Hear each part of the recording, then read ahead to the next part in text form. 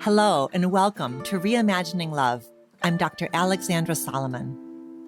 I have been studying relationships for over 20 years as a couples therapist, a professor, an award-winning author, and as a wife, mother, daughter, sister, and friend. Now, I'm inviting you into this space each week as I dig into some of the toughest and most fascinating relational dilemmas of our time. If you want to discover how to create vibrant and loving relationships in your own life, you have come to the right place. This is Reimagining Love. Hi there. Today we are re-airing an episode that features my beloved friend and mentor, Dr. Mona Fishbane. I thought that this would be an especially timely and appropriate episode to share with you again, given how last week I chatted with Jessica Boehm about non-judgmental presence and safety in our bodies and the power of all sorts of relationships beyond just romantic relationships to provide this healing somatic experience for us. Jessica spoke so fondly both on the show and in her book about her own mentor, Dr. Bonnie Badenoch. And it inspired me to pull up my conversation with Dr. Mona Fishbane from our archives. You know, when I think about my relationship with Mona, I think about how incredibly empowering it has been for me to feel admired by someone I so deeply admire. When I was a young psychologist, I was in awe of her wisdom and her quiet confidence. And as I grew in the field and as our relationship has developed over the years and decades, she's always been so effusive about what she sees and admires in me. And her praise and her witnessing hit different, as the kids would say, precisely because she has been such a role model to me. The bottom line here is that mentorship matters. It's a sacred offering and one that maybe we don't talk enough about. So as you listen, I want you to reflect on a mentor that you've had in your life, or perhaps mentorship that you have offered or are offering to someone else. Let's get into the episode. Today's episode features the wonderful and wise Dr. Mona Fishbane, one of my most cherished mentors. Our friendship has spanned 2 decades, and I am really excited to introduce you to her bright mind and her big heart. Mona is a clinical psychologist as well as senior faculty and former director of couple therapy training at Chicago Center for Family Health. She lectures nationally and internationally and has published numerous articles on couple therapy and neurobiology, as well as on intergenerational relationships. She's been the recipient of honors and fellowships, including a grant from the Templeton Foundation and the 2017 Family Psychologist of the Year Award from the American Psychological Association. Mona's book, Loving with the Brain and Mind, Neurobiology and Couple Therapy, is part of the Norton series on interpersonal neurobiology. I feel really lucky to share this wonderful conversation with you. Mona has such a wealth of knowledge about some of the most complex relationship topics, from relational ethics to wise aging to intergenerational healing. And I think it's going to be abundantly clear to you how profound her influence has been on me. Let's dive in. Hi, Mona. Thank you so much for being here. Hi, Alexandra. Thank you for inviting me. I'm looking forward to our conversation today. I am too. I want to start by just shining on you for a few moments, if I may. Sure. Our relationship goes way back. It goes back a couple of decades. And I was thinking about our history together as I was getting ready for this conversation. And we met initially when our mutual friend, Art Nielsen, started this couples therapist group. And we've been meeting monthly for really darn close to 20 years. And when I came into that group, I mean, I was still in my 20s. I was younger than all the rest of you by a lot of years and was finding my voice. I really found my voice in that community. And so much of that has been getting to know you, learning from you, learning alongside you. And there's been so many points of intersection. We've had walks and swims and lunches over the years. When I needed a therapist, I turned to you and you referred me to your dear friend who has been just a rock in my life for a long time. And then when my first book needed somebody to write the foreword, you were there for that too. And you launched Loving Bravely with your love and your wisdom. It just means a lot to me. So to have you here in this studio, and to have the chance to introduce you to the Reimagining Love community is really cool for me. Well, thank you. I'd like to shine back a little bit of a light on you because it's been so wonderful for me to see all the ways you've taken my ideas and the ideas of other people and made them your own and then developed them further. I love, on Facebook watching your posts and just the wisdom that you share with the world that I think is so important. So I have a great deal of admiration. I'm very grateful for our relationship. I am too. It holds a really sacred place in my life. But I want to start by asking you about a growing edge. This is a question that I ask all of the guest experts who share the space with me. So what is a growing edge that you're working on in one of your important relationships these days? And what has it been teaching you? I've been married for 52 plus years to the man I fell in love with many years ago when we were both very young. And I've had a sense of what that long-term love journey is over these decades. And we're aging together now. And he's retiring at the end of this academic year. I'm retiring from my clinical practice shortly in another month. And there's a way in which we're learning and growing together, including the aging process, including looking at the larger picture of what's it all about, this life. That's very important. And we've been locked down together during this pandemic. And, I know many people have suffered with their person they're locked down with or being alone. I'm very privileged to be with my husband, who is a source of great challenge and excitement and partnership for me. Probably the growing edge is how can we maintain a sense of humor and be there for each other in love and respect as we age and support each other moving forward. And, we are aware of life's ups and downs. No one gets out alive, but also no one gets out without some pain and loss. It's been an amazing journey with him. We're still learning on the job after 5 decades plus. And I would say that that's really the cutting edge challenge, how to be there for each other as we both go into a new chapter in our lives. The other thing that I hear so loud and clear in what you're saying is that you and your husband hold both the tenderness around aging as well as the humor of it, right? That you find ways of holding both of those facets. And yes, both of those. And we also challenge each other. We call each other on our stuff when it's leaking out or when we're off base in some way. We try to do it respectfully. Whenever I write anything, he's my first editor and vice versa. And I know that if he likes what I wrote, that I'm okay to go forward. And if he has a critique, it's usually a loving critique, but it's always right on. And I try to do the same for him. So that's really helpful that it's not just all nicey nice. We agree with each other all the time. We certainly don't, but we try to do it respectfully and tenderly. I like that word. Mm-hmm.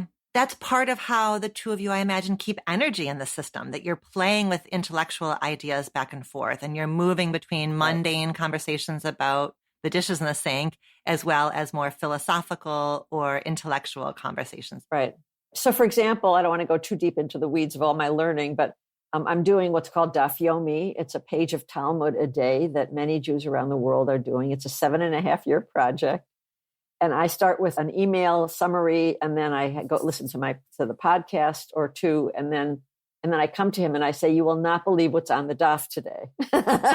Now, every single time I tell him, first of all, he's delighted that I share it because there's usually some amazing stories or ideas that are shared. He knows the entire Talmud by heart. I mean, and this isn't his only area of expertise. He started out as a Bible scholar. So anyway, it's a lot of fun. And look, for me, a good day is a day that involves learning and dialogue with someone I love. That could be my husband. It could be friends. So I'm very blessed. And I think once I stop learning, it'll all be over. I think it's a great privilege to learn for our whole lifetime. Ah, I love it. And I would add, around our topic that I've been learning on the job as a therapist, but also as a person and as a writer about couple relationships. I've been learning and continue to learn about new developments in the field and how to integrate new ideas into my work. So it's never stale. Mm-hmm. Once you get there and you're done learning, life is kind of over. So I love learning and growing and having a growing edge, like you said. Well, and I think that once we've decided that we're done, it creates a kind of rigidity and stiffness. And that would mean you would go into a conversation with your husband. If you decided that you were done learning, that you've got this all mastered, you would go into a conversation with your husband from a completely different positionality. Yes. Mm-hmm. One of your areas of expertise, you do so much training of couples therapists and teaching of couples therapists. So you have an expertise and a nuance around understanding the places where couples get stuck, how couples go from regulated to dysregulated. And you talk about different kinds of unhealthy communication patterns and couples dances of reactivity. So talk to us about these dances. Right. So we are interdependent beings throughout life. We need others throughout life. And we affect the people around us for better or worse, and they affect us for better or worse. So there's research, for example, that happy couples have healthier minds and bodies and longer lifespan than distressed couples, because distressed couples, there's a lot of stress, which releases cortisol, which negatively affects your health and your lifespan. So for better or worse, we affect each other. Mm-hmm. When couples are very distressed, and most of the couples coming to see me in therapy they're often very dysregulated. Dysregulated, it's a DYS, dysregulated. It's a term that means not regulated. It's about the emotional regulation of the person. So instead of being calm and open and kind and all that good stuff and centered and mindful, we get mindless, reactive, etc. In fact, I made up a term. I like to sort of make up terms to sort of capture some of these things. I call it the 5 disses of unhappy couples. Okay. So they're dysregulated. We already talked about that, emotionally stirred up. Mm-hmm. They're disconnected often. They don't feel that connection. They're disempowered. They don't know how to get through to each other. They don't feel powerful in the relationship. They're discouraged. They've often given up hope. And they're often dissing each other. That's the 5th diss. I don't even know what the official term for dissing is, but it's a slang term for treating your partner disrespectfully and blaming them, which is a huge part of it. Mm-hmm. And so often what happens is when things don't go well, partners are blaming each other. The blame game, I call it. Mm-hmm. It's a linear view. Family Therapy 101 teaches us that it's not that one person causes another person to react. It's that each person's reaction triggers the other person's reaction.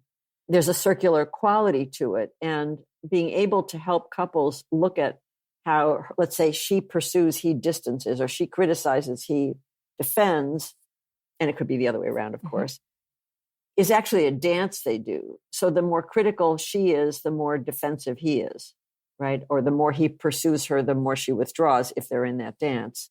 My colleague, Michelle Schenkman, and I, years ago, wrote an article in 2004 called The Vulnerability Cycle, working with impasses in couple therapy. It's only the greatest article of all time. I just love that article.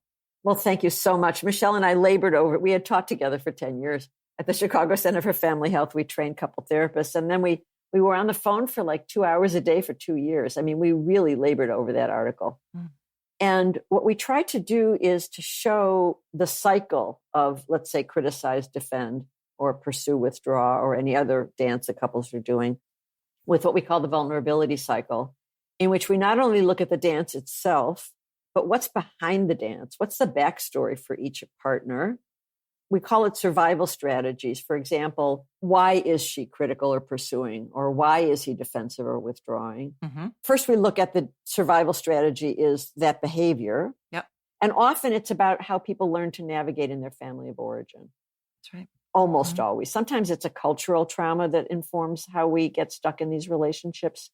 Let's say a woman is angry and it turned out that anger really saved her in her family of origin because she was really badly treated, and that was how she knew it wasn't really all her fault. But under the survival strategies are vulnerabilities. A woman who's pursuing may feel lonely and abandoned, like she felt by her parents when she was a child, when her partner isn't there for her. And so the vulnerability is the loneliness or the abandonment feeling. And so she then pursues him. He feels that she's doing it with a critical edge, let's say. Mm-hmm. And he remembers that his parents were very critical of him and he felt inadequate. So his feeling of inadequacy is his vulnerability. And then he responds by either being defensive or withdrawing or attacking back or whatever. Those are his survival strategies. So we try to help the couple go behind the scenes of their dance or their fight to understand what's the more tender feelings that are being expressed through these often difficult or obnoxious survival strategies. Mm-hmm. Then we go to the family of origin. And once I hear the backstory of my clients' survival strategies and vulnerabilities, I'm so compassionate with them. I don't judge them for doing stuff that even may be very counterproductive, like criticism or withdrawal. And then I try to help them be more sympathetic to each other's vulnerabilities and survival strategies. And they themselves reflect on what are their vulnerabilities and survival strategies. We draw the cycle. Mm-hmm. And then some couples actually put it up on their refrigerator. Yep. This is a dance we've co-created. And we're also both kind of victims of this dance, right?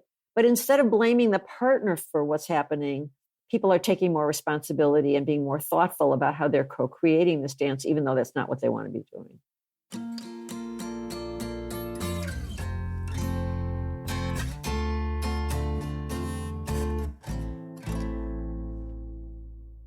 You all who are listening right now, Dr. Mona Fishbane has just given you, to me, the most profound window into understanding these places that we get lost in our relationships. And Mona, you know that I've taught vulnerability cycle mapping to every cohort of Marriage 101 for 20 something years, every group of graduate students I've ever trained. It's in every e-course that I ever teach.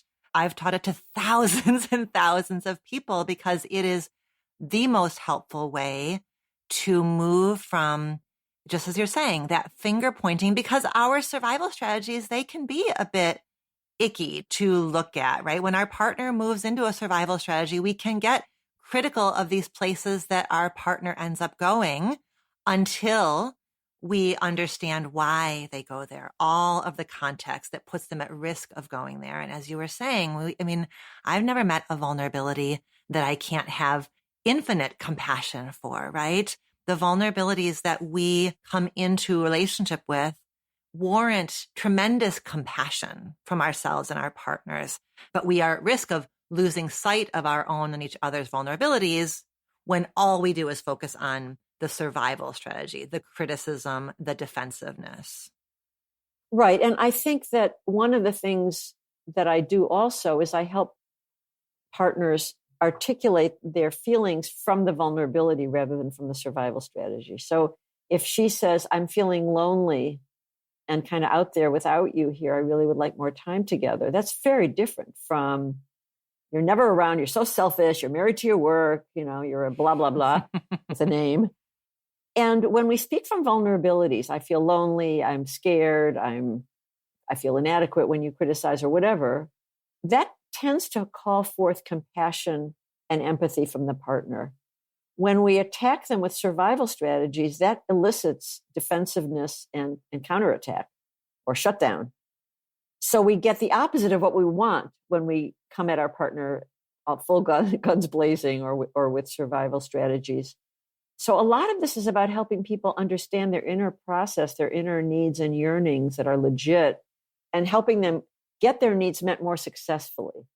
Yes, that operating from the survival strategy rather than the vulnerability, people end up confirming their worst fear, right? They end up confirming their worst case scenario. And It is not, you are not saying it is easy to speak from vulnerability. It is literally woven into the word. Vulnerability is the word vulnerable, right? It feels real vulnerable to voice loneliness, to voice shame, to voice fear that I am inadequate in your eyes. That is really, it's not easy to do. And it's the place we need to dip our baby toe into the water of if we want to be able to step out of these awful cycles that keep us trapped. Right. It's not easy for any of us to do. It's particularly not easy for men in heterosexual relationships who are socialized to be strong and not have soft feelings or vulnerable feelings. They can be angry, but not scared, lonely, inadequate, etc. So we're dealing with a double whammy when we're dealing with heterosexual couples. There's another piece of this that I want to just mention, that when we're doing the blame game or we're doing me versus you in that fight before we get to the sort of nitty gritty of the vulnerability cycle, often the couple is doing a power struggle. They're fighting over who's going to win, whose narrative is going to win. And it's really me versus you. And I just would like to say that we live in a me versus you culture. It's a very individualistic culture. It's all about competition and dominance and winning, which I have a lot of feelings about, needless to say. Yeah. So a lot of my work is also integrates the research of John Gottman and other researchers of what makes for happy couples. Mm-hmm. So we have some really good data on that I can incorporate in my clinical work. And one of them is that happy couples cultivate a sense of the we. They don't lose the I and the you. Those don't go away, but they can also really hold a sense of we, which is really, really important. So the power struggles is what I and other feminists have called power over, mm-hmm. right? Power over is how we usually think about power. I can make you do what I want. But there's more nuanced views of power, and I've written on this, and I feel very strongly about it. One is power with, which is what we're talking about with the we. How can we co-create a relationship of respect and fairness and empathy? How can we co-nurture this relationship? That's part of the we, the power with. And then there's power to. And power to is the ability to be my best self, the ability to live according to my values. So for example, I'm a bit of a klutz and I don't have depth perception. So, and I also don't like dirt being tracked into our house. So for our whole marriage, I've asked my husband to take off his shoes when he comes into the house, as I do also. Mm-hmm. He does, but sometimes he leaves them near the front door or the back door, or whichever door we're coming in. And I don't necessarily see them and I might trip over them. And then I might have a huge temper tantrum because, he thoughtlessly left his shoes near the door, which actually I did ask him to do that, but, maybe not quite where he left them. Uh-huh. Instead of, laughing or saying, hey, honey, we both don't want me to fall. I have a tendency to fall or whatever. Could you put him over to the side or whatever? Well, so when I let loose at him with my temper, for about a nanosecond, I feel great. I mean, the anger is so empowering. It's so exciting. I feel like, and then right afterwards, I am mortified that that's the person I've become. Mm-hmm. That's not who I want to be. And my husband is hurt. And while I get over it really fast, he gets mad slowly and then he holds on to it for a while. So it's going to be a long repair process. Yep.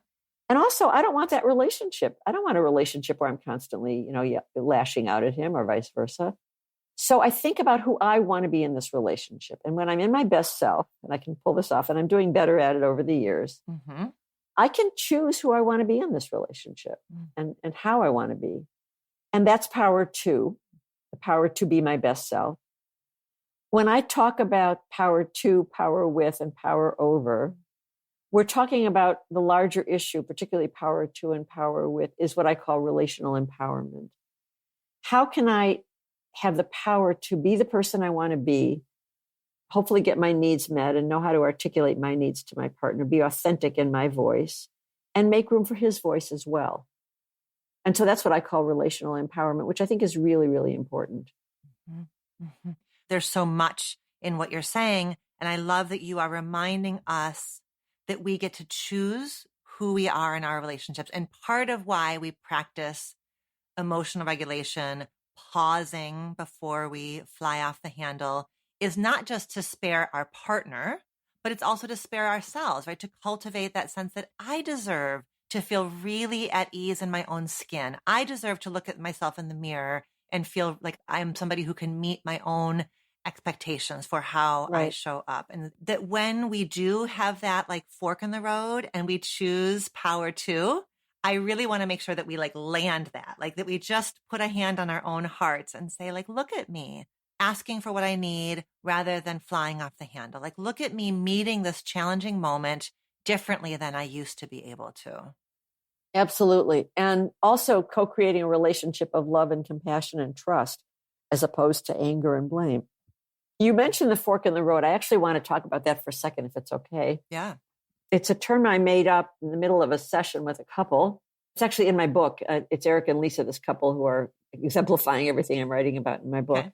Mm-hmm. Lisa complains that Eric's not compassionate enough and he never learned how to do empathy when he was growing up and all that. He's been working really hard on it. And he'll replay a scene in therapy, either in couple or even individual sessions, of how he blew it, how he, she was critical and he got really defensive. And then they got more polarized and more distanced from each other.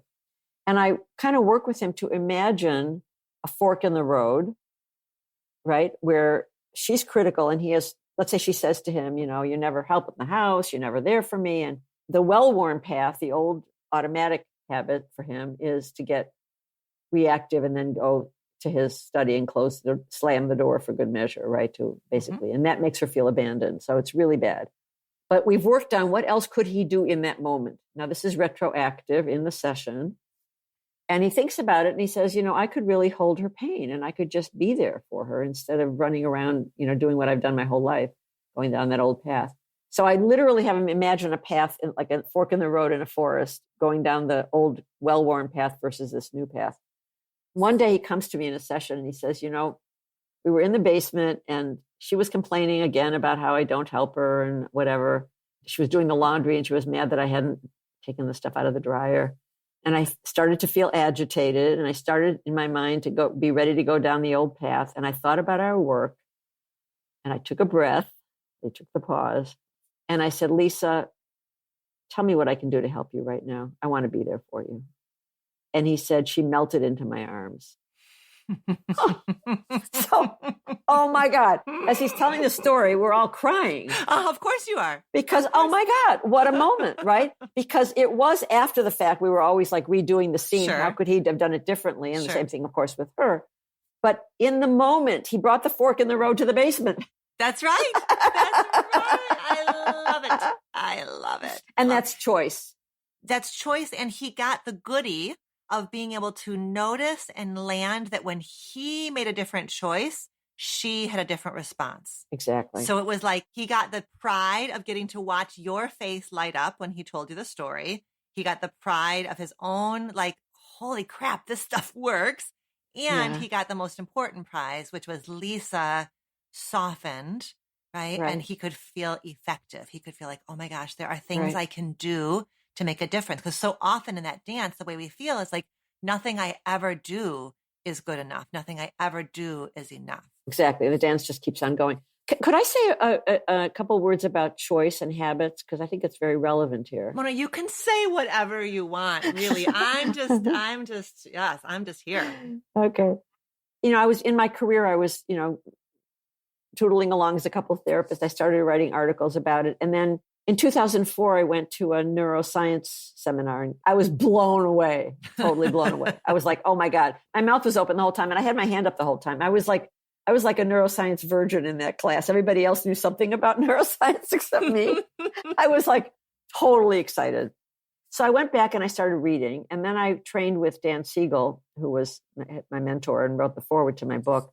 And Dan Siegel and Alan Shore, who gave the webinar, the seminar back in the day in Cape Cod, created the field called interpersonal neurobiology, which looks at what happens in our brains and our bodies, because it's kind of both, and our relationships and how we affect each other for better or worse. So I started writing articles about integrating all this with couple and family therapy. And then Norton asked me to write a book on the topic.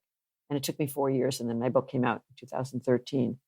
Called Loving with the Brain and Mind, Neurobiology and Couple Therapy. Which will be linked in the show notes. Great, thank you. Mm-hmm. And so there's a few things that I've learned along the way from neurobiology that I'd like to share. One is about habits and this fork in the road, the choice. Most of our lives are lived on the basis of our lower brain, which we share with many animals. We have a higher brain called the prefrontal cortex, which is behind our forehead. And like other animals, we have a whole set of instinctual responses to protect ourselves when we feel threatened. The source of all that is the amygdala deep in the brain, and the amygdala is always looking for danger, and it keeps us alive. It's a good thing. If you're walking in a forest and you see a poisonous snake, you want to get the heck out of there, and that's the amygdala that gets you out of there. But the amygdala is biased towards the negative because it's always looking for trouble. Yep. And when it senses trouble or danger, it sets off the fight or flight response. Or in some cases, freeze if it's life-threatening. When Lisa feels abandoned by Eric, she goes to fight. When Eric feels threatened by Lisa's criticism, he goes to flight. Oh, of course, I'm oversimplifying, but that's the basis. Mm-hmm. So that's one issue. A lot of what we're trying to do is to help clients bring their prefrontal cortex, their higher brain, back online, because when you have an amygdala meltdown, if I have a tantrum with my husband over his shoes, I see red, which means my prefrontal cortex is offline. And neuroscientists have actually found that that's true. So we want to bring the higher brain back online. Now, the other issue is that most of what we do is not only driven by our emotional brain, the lower brain, it's also driven by habits. We're creatures of habit. So Eric and Lisa have been doing their dance forever. He's been going down that pathway, that well-worn pathway. She has too. But the good news is that we have choice. One of my favorite quotes comes from Viktor Frankl, who's a survivor of the concentration camps. And he said, between stimulus and response, there's a space. In that space is our freedom to choose our response.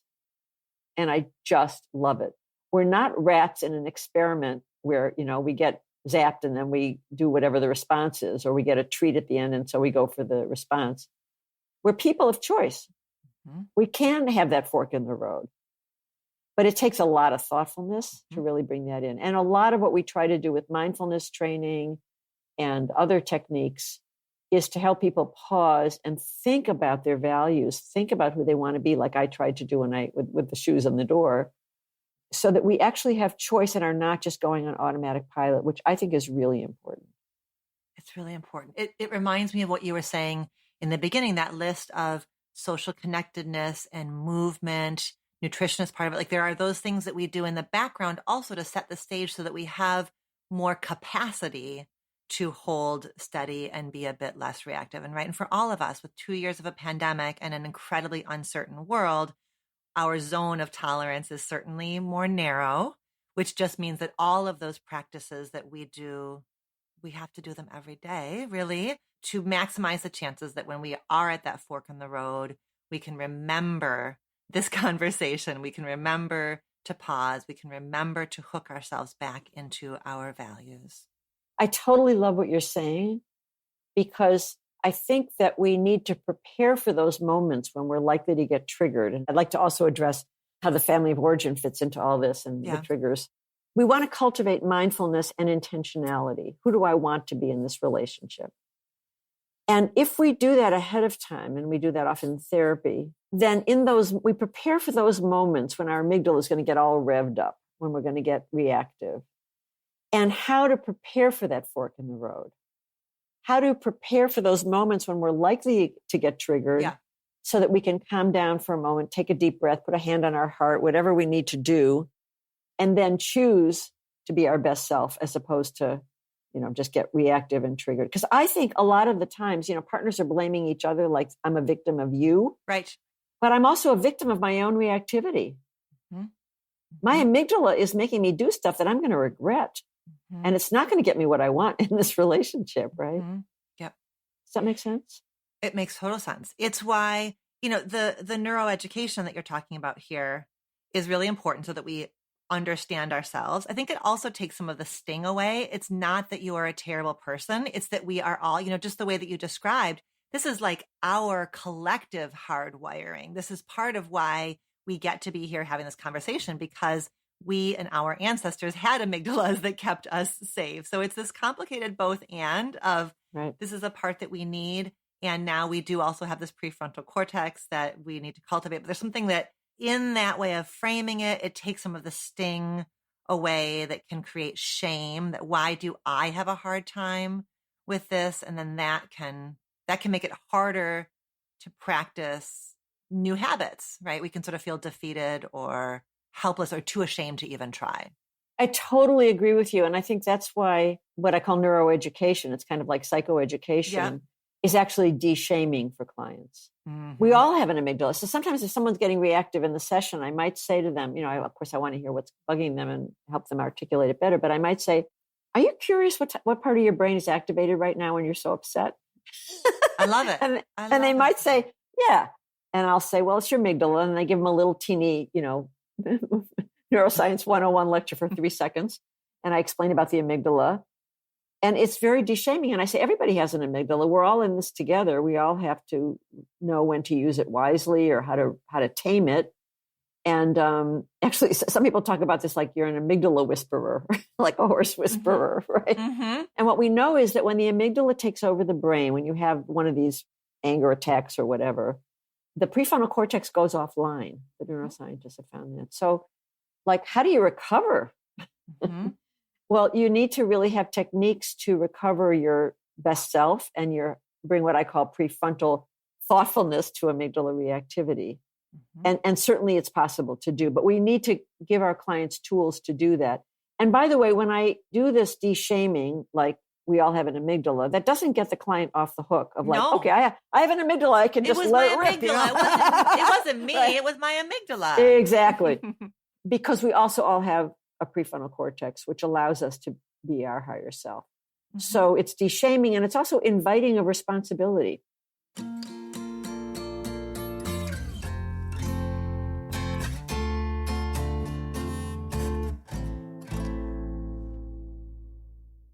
I think that also makes getting over the hump to make the repair a bit easier also, right? Because certainly we would love to get to the point where there are 0 blowups, 0 triggers, but I don't know. I'm not there yet. I hear that you are still at risk of snapping at Buzzy. So we're not going to get there, but this framing then helps us notice more quickly that we are not showing up the way we want to, and then reposition ourselves to make an apology, to say, darn it, my amygdala is, I love, you have something that you say a lot, which is like asking yourself, like, why am I talking? Why am I talking right now? Right? Like, why, like that pause, the pivot, the repair, we aren't going to be perfect. So we need to have a willingness to repair and then the skills to repair. Right. And one of the things I also say is I ask clients, what's the story you're telling yourself right now about your partner? Which is an amazing question, because it's like, it points to the fact that we are storytellers and our stories have consequences. So if my story is my partner's a selfish so-and-so jerk, that story leads to certain kind of behaviors on my part. If my story is my partner is overwhelmed and didn't notice that he didn't wash the dishes in the sink, and maybe I'll do it for him this one time and maybe we'll have a conversation calmer later. Or I know he's very stressed out, I'll just do it for him as a favor. Those are very different stories. So I do like to help clients think about their own narratives about themselves and also about their partner. And I guess I'd like to also bring in the family of origin here. If it's I was just going to say, you're giving us a really good segue, because those stories that we bring in very often are from our family of origin. So, so just there, that is a huge part of your work, is helping us understand and address the intergenerational wounds. Right. And what Michelle Schenkman and I were doing is looking at the dance, the interactional piece, then bringing in the intrapsychic, the individual piece of vulnerabilities and survival strategies, and then linking that with the family of origin, where usually that's where it all comes from. I have this thing called the magic question. So I'll tell you how it works. So I'm dealing with Eric and Lisa, let's say, and Eric is feeling very put upon by Lisa's criticism, and he gets reactive. And I say to him, Eric, is it familiar to you that someone close to you is kind of critical and really wants you to change, and you're feeling really threatened by it? So I'm asking it in a very sympathetic way, describing what he feels with Lisa. And he says, well, that's how it was with my mother after my father died. She was always on my case. And the only thing I could do to get away from her was to go to my room and escape. And I felt inadequate when she criticized me. So the vulnerability is the inadequacy. The escape to his room is a survival strategy, like he does with Lisa. And the link is how he felt with his mother. So what happens is when Lisa criticizes him now, automatically the old memories with his mother criticizing him get triggered. And by the way, his mother wasn't a bad woman. She was just overwhelmed with her own grief. Well, she was very overprotective with Eric, because she didn't want him to die too, like the husband had died of a heart attack. So she really wanted to make sure Eric was safe. And that felt to him like criticism and being overbearing. But it's really important to ask that question, because Eric then really opens up for me and for Lisa a window into this little boy's soul, this little boy's experience. And of course, we're both and if couples love each other, they're usually quite sympathetic at that moment, right?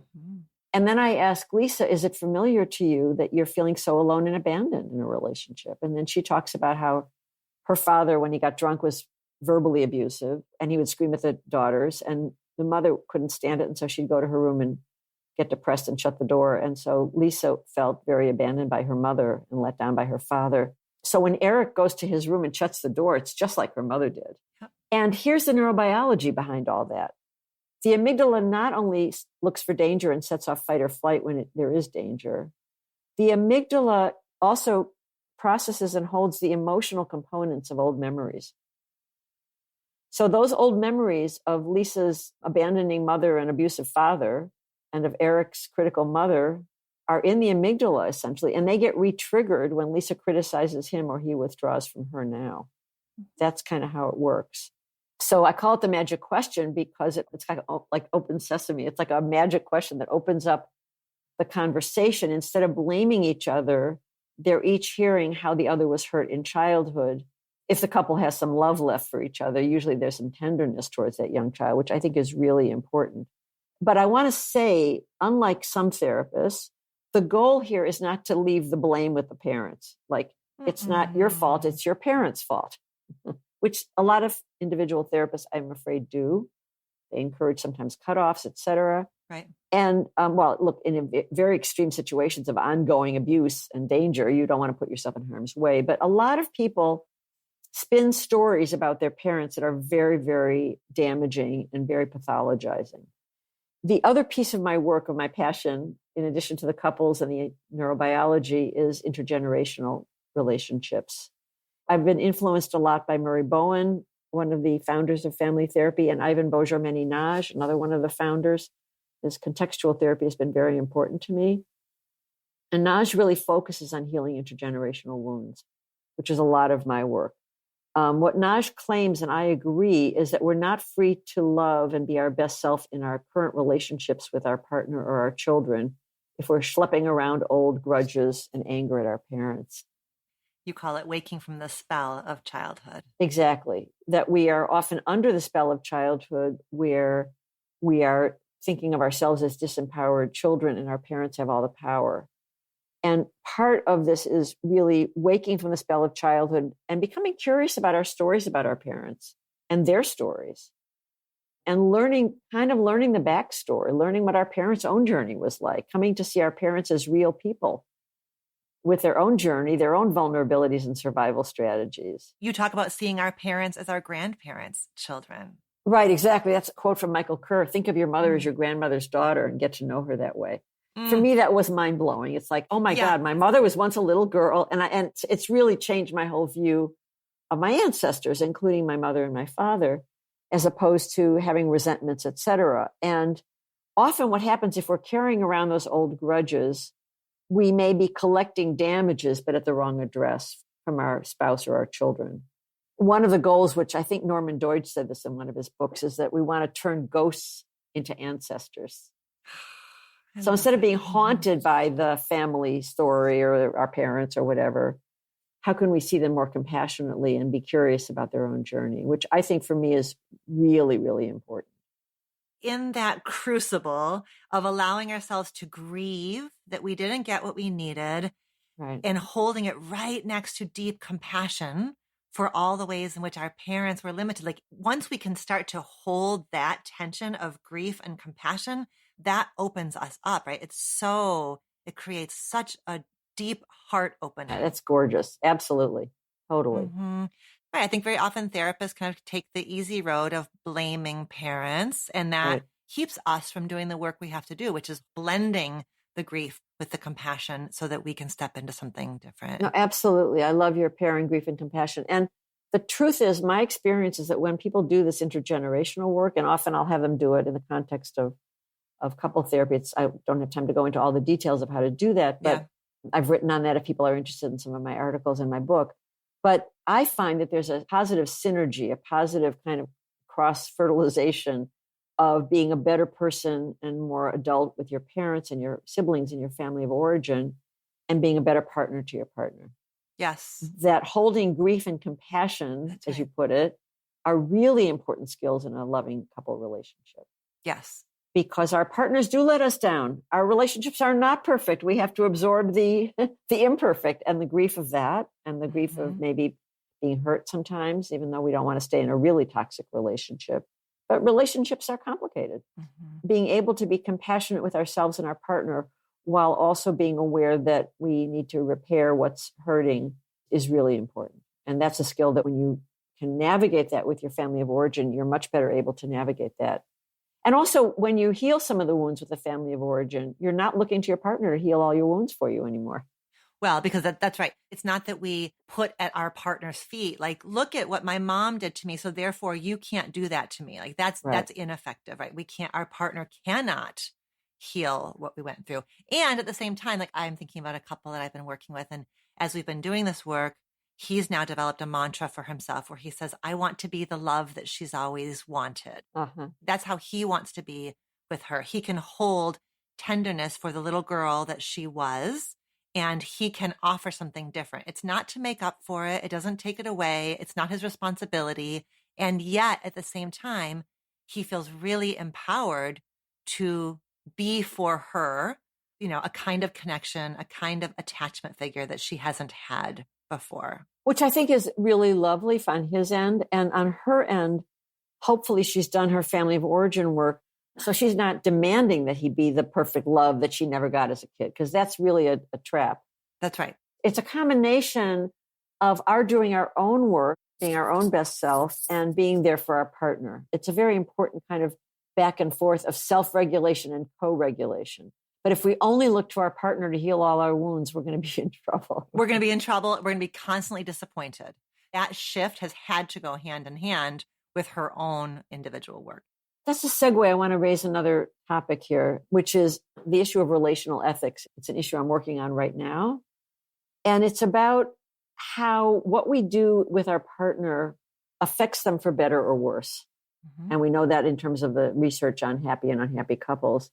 So we don't usually think about our obligations to other people and our responsibility. In our culture, we think about our rights. What are you doing for me today? Or what are my rights? And I'm all for rights. Don't get me wrong. I love living in a democracy. But that's not the whole story. Part of the story is, what do we owe other people? Our parents. This is Naj's work, and also our capacity for relational responsibility with our partner. In fact, Bourgermeni Naj defines autonomy as including the capacity for relational responsibility, which is mind-boggling. We think of autonomy as I can be my own person. I don't have to think about anybody, right? But autonomy, the way he says it, is you're able to be your own person and think about the consequences of what you do and say on the people around you, which I think is an amazing relational skill. But it's really about how we're interdependent. Sure. We need others throughout life. We don't outgrow that. And it's also about proactive loving, which is a term I sort of made up. I think that, like, much of the time we experience love in a passive way. Like, I fell in love, I fell out of love. What are you doing for me today? And proactive loving is being the best lover you can be. And I don't mean that just sexually, but I mean that in every way. Being thoughtful about how you are acting and whether you're on autopilot or whether you're doing that pause and living according to your higher values. That piece of it pushes back, it subverts the cultural narrative, right? It pushes back against this idea, this very me-focused cultural narrative that we have. So it's that, again, like that mirror between the dynamics in a couple's relationship, mirror and reflect what's happening at the larger cultural level as well. Exactly. Like in high school, we teach debate. We don't teach dialogue. Well, Think about that's it. right. That's right. Right? That's right. And I think there are places that are trying to teach skills of emotional intelligence and social intelligence and nonviolent communication. Right. But it's not the main narrative in our culture. And couples take that in. And the assumption is, I have to win here. Somebody's got to win. I want it to be me. Or relationships are not a zero-sum game. Yeah, that's what we are challenged and invited again and again to do in our intimate partnerships, is to figure out, how do we maximize all of this for both of us? How do we create the conditions in which we both feel as seen, as heard, as felt, as understood as we want? And how can I hold you in mind in a way that doesn't diminish me? Yes, absolutely. It's not finite. It's not transactional. I know that people are going to want to have more access to you as a teacher and a guide. Your wisdom is so broad and it's so deep. So where can people go to learn more about what you've done and what you are continuing to do? So I think the best way is to go to my website, monafishbane.com. And I'm no longer accepting new clients, but I do quite a bit of teaching, and it's all on Zoom now. So it would be more available. And I need to update it, but basically I post, what's coming up. And on my website, I also have listed all of my published articles. I've written a bunch of them on the topics we're talking about. If anyone finds an article there that they're interested in, I can send them the PDF. Mm-hmm. They just email me through my website would be the easiest way to do it. And I'm happy to respond. Yeah. And your articles are, they're all published in scholarly journals and they are incredibly readable. You do a beautiful job of making a lot of dense scientific, philosophical, psychological ideas really tangible. And that's what comes through again and again in your academic writing. Well, I really appreciate that. When I wrote my book, I was writing it for therapists, but I was really writing it for everybody. Yeah. It occurred to me as I was writing this book, it's like, you're writing for your reader. Who's the reader, right? And I wanted it to be not only therapists, but also regular folks who wanted to learn about relationships and how to do them better, and also about the neurobiology that's involved in reactivity or habits or great love. So I actually did have in mind the general reader who's curious and willing to go, in some depth. But I tried to write it clearly without a lot of jargon and try to explain things. And also through the story of Eric and Lisa, who it was almost like writing a novel. I'd wake up in the morning, even though they were a composite couple that I made up of pieces of things that I knew and had experienced and whatever. I would wake up in the morning and I think, I wonder what Lisa and Eric have been up to. So funny. What's their backstory? How are they doing today? Yeah, right. So it's a little bit of writing a novel too. And it was fun to have them go through the whole book as opposed to different couples. And it was so effective. So the book is called Loving with the Brain and Mind, and it's available all the places where books are sold. Thank you so much, my friend. I'm so grateful for you. I'm very grateful for being invited and for our conversation, our lifetime conversation. Absolutely. Absolutely. Okay. Take care. Thank you.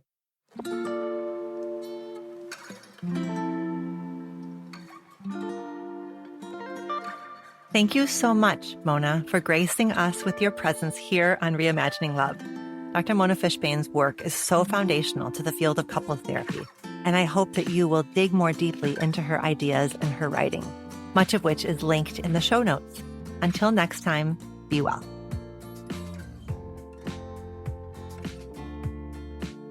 Do you have a relationship question that you want answered on the show? Visit reimagininglove.com to send in a written or audio question. Questions can be about intimate partnerships, family relationships, friendships, you name it. If you're looking for more love and relationship content, you can find me on Instagram at dr.alexandra.solomon or visit my website, dralexandrasolomon.com, where you'll find my blog as well as the Intimate Relationships 101 e-course based off of the popular class I teach at Northwestern University. Thank you for listening and see you next week here on Reimagining Love.